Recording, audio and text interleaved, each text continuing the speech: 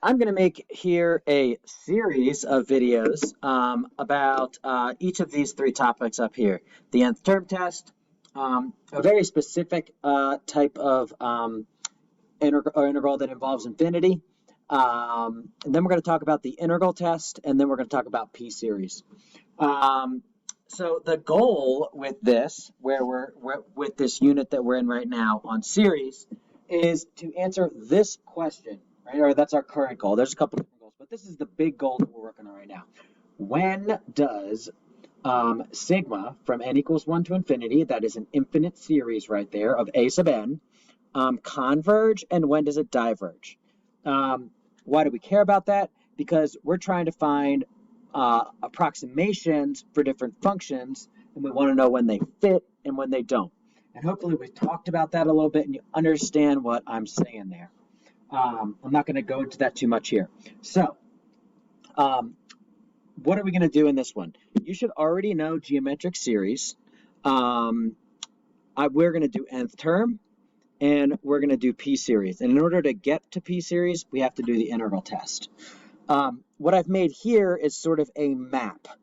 Everyone every year is always like, I don't know which test to do. Which one should I start with? Which one should I go to next, right? And this is kind of like a general, it's kind of like the order that we're going to learn it, and the order that at first you should be able to look at things and figure out if you can use them. And it's hard for me to talk about this without you knowing the test, but I want to put this up here from the get-go.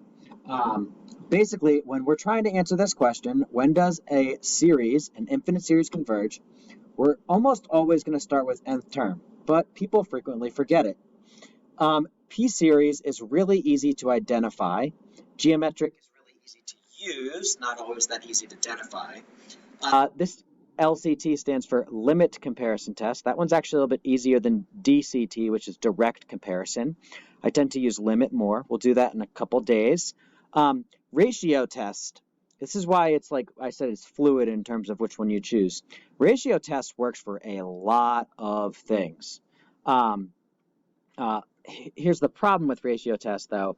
Sometimes it's more work than another test, but it'll work very frequently. And when we get to start talking about when a series converges on a function, ratio test is what we're going to use. And then alternating series test here. Another one that it moves around in this block, right? Sometimes we use it more. Sometimes if you can recognize it quickly, you'll use it. The other thing that I wrote down here was div or con, right? So either what these tests either tell us if something converges or diverges, right? So notice these guys here, these three inner blocks, they'll tell me either.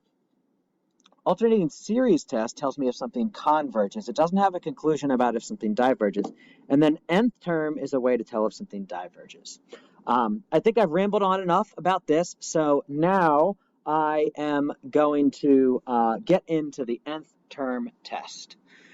So I'm going to put 5 series up here for you, and I'm going to label them. Whoops. I'm just going to pause. Forgot to mention one thing about this. I have this thing starting at n equal 1.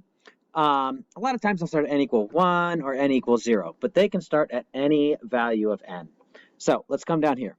So I have 5 series here. They're all from 1 to infinity. 1 over n squared, n over n squared plus 1, 1 for n, and n over n plus 1. What I want you to do here is write the first 4 terms and then write dot, dot, dot. So I'll show you what I mean for the first one. So for this first one, what I would want you to do is write, well, the first one is going to be 1, because it'll be 1 over 1 squared, plus 1 over 4, that's 2 squared, plus 1 over 9, that's 3 squared, plus 1 over 16, and then dot, dot, dot. So I want you to do that with all of these. And as you're doing that, I want you to think about the question, could it converge, or do I know that there's no way that it could converge? So hit pause and do that. Here they come. So go ahead, check 1/2 plus 2/5 plus 3/10 plus 4/17 1 plus 1 plus 1 plus 1. That one may have tripped you up, but now hopefully you see that it's sigma from n equals 1 to infinity of 1, right? So just every term is 1, and I just keep adding them. This one is 4n, 4, 8, 12, and 16 added. And then this gives me, when I do n over n plus 1, 1/2, 2/3, 3/4, and 4/5. So, remember, I want to know the answer to this question right here. When do they converge and when do they not converge? So nth term actually focuses on when they diverge. Okay? So let's look at this. There is at least one here that I hope you can see that there's no way that the answer, the infinite sum, is going to go to a number. There's one that definitely, and maybe more, that definitely there when I continue adding for forever, that's what the dot dot dot tells me, that we're going to get infinity. And hopefully you see that would be this one right here.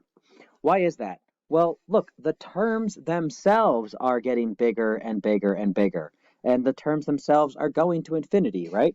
What happens to this, my a sub n, as n goes to infinity? Well, it goes to infinity. So, if I were to write plus dot dot dot, I could write plus, and it goes to infinity for that last, term, even though there's no last term, but like the biggest term, right? Because we're going out to infinity. But what I want you to see is that these terms go to infinity. I'll write it.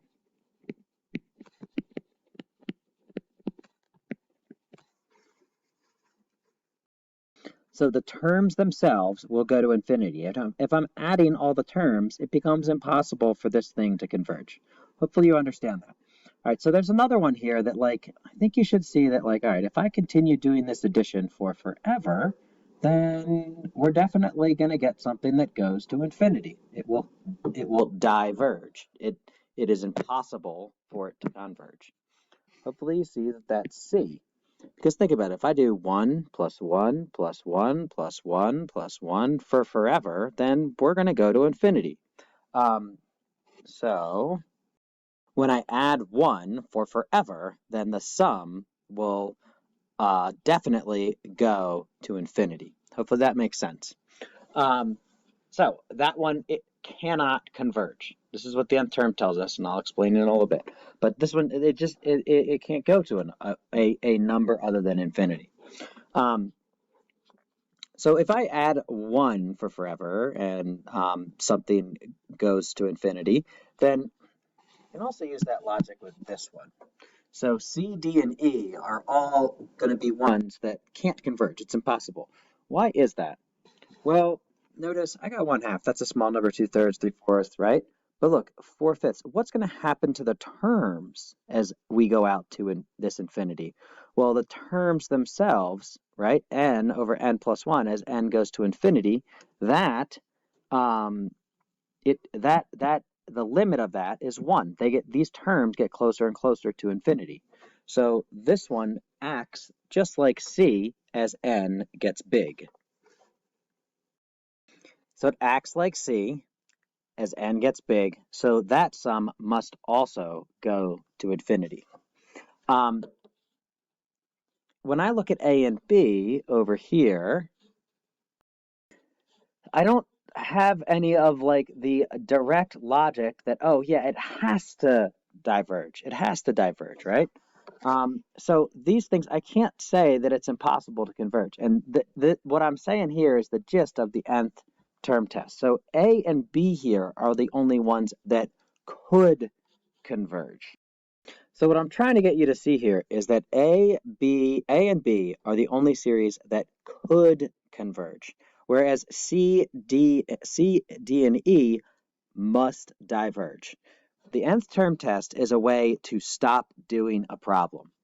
If I were to give you these 3 problems and ask you to figure out if they converge or diverge, you don't have to go through you don't have to do any of these tests here. Instead, with C, D, and E, you can look at them and say, nope, it's impossible for it to converge. D, nope, it's impossible for it to converge. Same thing with this one. With these, A and B, it becomes, oh, all right, now I need to find one of these other tests over here to figure out if A or B will converge or diverge.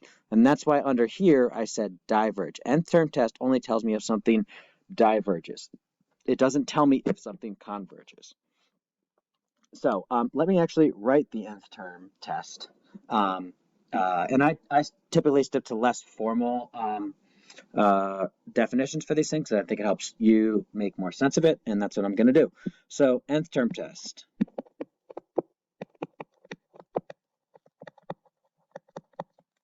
What it says is that sigma n equals 1 to infinity. Remember, the 1 can be something different, but I'm just going to write it for the sake of having it there.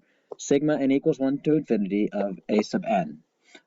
It will diverge if the limit as n goes to infinity of a sub n. Notice a sub n is what is inside of the sigma. So come up here. This is a sub n. This is a sub n. This is a sub n.